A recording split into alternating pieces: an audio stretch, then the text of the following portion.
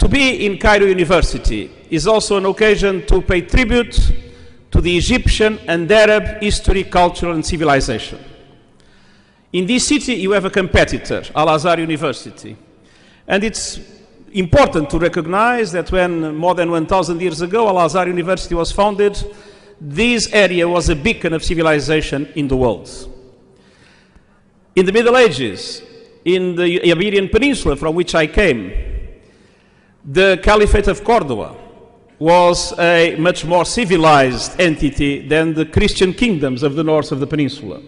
This is something that Europeans have certain reluctance in recognizing, but I think it's important to underline it here today in Cairo University.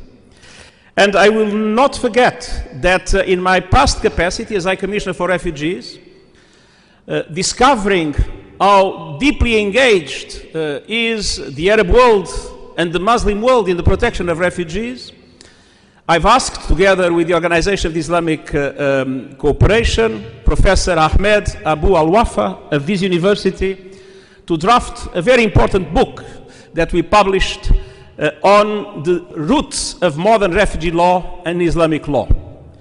And what is extremely interesting is that, contrary to the impression that some have, that refugee protection was an invention after the Second World War,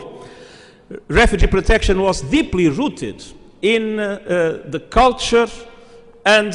in the traditions of the Muslim world since the very beginning. The most beautiful sentence about refugee protection is, as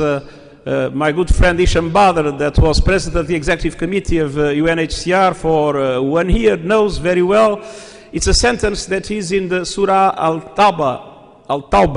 of the Holy Quran, saying that protection should be granted to believers and non-believers. And for those that today attack Islam, considering it to be an intolerant religion, the truth is that